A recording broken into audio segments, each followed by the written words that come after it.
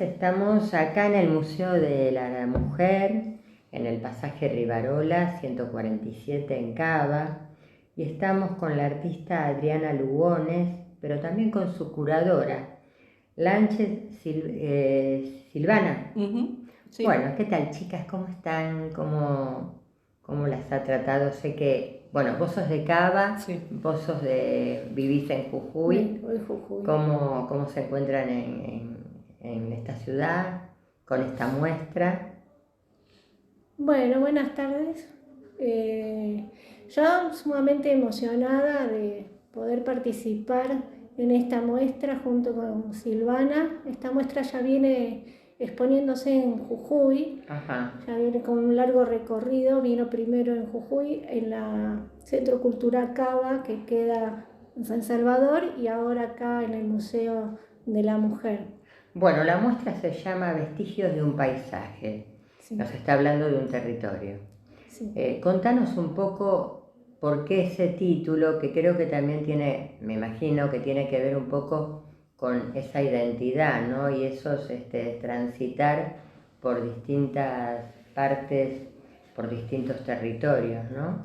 Aunque Sí. todos fueron capitalinos, según me contaste. Sí, en principal, bueno, el concepto de mi obra, de lo que yo hago, digamos, lo que hace 10 años que vengo trabajando, porque más o menos esta muestra, disculpen, viene hace más de 10 años. Empecé trabajando con toda una serie de mapas. Primero, lo que se está viendo acá es la finalización de esa serie de mapas, que son unas manchas, y después todo como el transcurso de esa materialidad del paisaje, principalmente aéreo y matérico. Ajá. Ahí viene el tema de la reconstrucción del tiempo, la reconstrucción de la historia y la reconstrucción de la materia, de qué es lo que pasa en una huella de un lugar, y sin embargo puede pasar un río o algo, pero esa marca sigue estando, el camino del río puede tomar otro curso, pero la huella sigue. Es básicamente eso.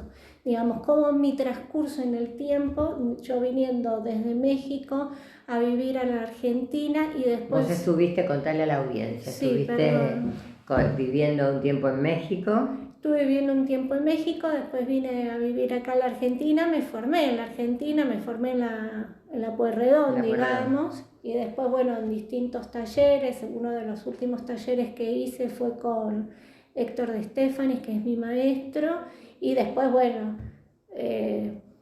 ¿cómo se llama esto? Distintos seminarios. Esos seminarios.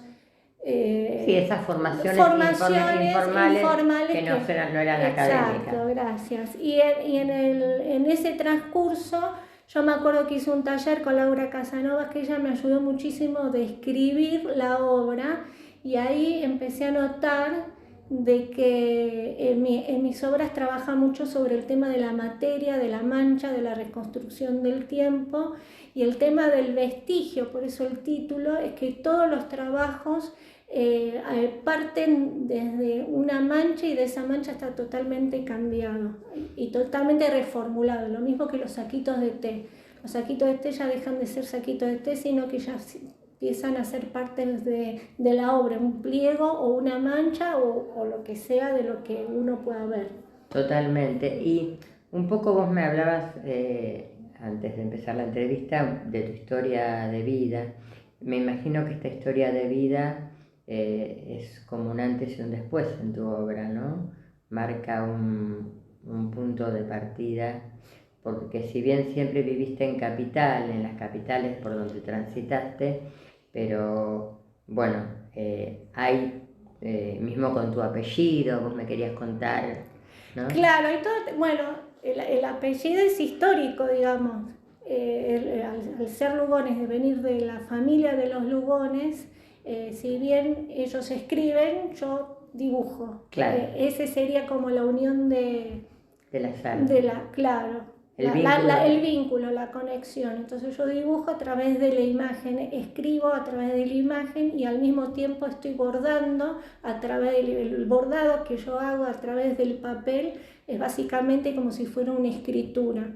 Y como bordo es como yo dibujo, no es que hago grandes bordados, sino que en este momento mi vínculo con el bordado es el escribir como si yo estuviera con un lápiz. Con un lápiz, sí. Es muy intimista, hay parte de tu obra que es muy intimista, es muy delicada, es muy suave, suave en el buen sentido, ¿no? En el que uno se puede cobijar. Sí.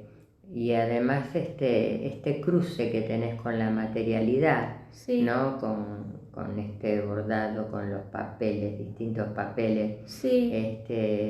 la hace muy, muy rica y muy interesante y refleja un poco lo que vos decís. Sí. Perdóname, no justo decís. que me hiciste acordar con eso que lo que a mí más me gusta de todo ese mundo intimista es también jugar con la fragilidad y con la resistencia. Ajá. El papel puede ser algo muy frágil, pero al mismo tiempo es sumamente resistente. Y el papel también se puede reconstruir. Digamos, uno puede agarrar el papel o lo desmenuza y lo puede después hacer de vuelta una hoja o una escultura blanda. Y de vuelta lo puedes romper, tirar y lo puedes volver a reconstruir. Eso tiene algo que ver también, conlleva el tema del apellido, como yo llevo el apellido, es cómo yo me siento y cómo reconstruyo mi historia. Claro. Si soy parte de los Lugones históricos o en los Lugones de ahora. Claro. Soy un Lugones, pero ¿dónde te ubicas? Pero de dónde yo me ubico. Totalmente, totalmente. Y algo interesante que dijiste al principio es una obra que estuvimos trabajando, nombraste a la curadora.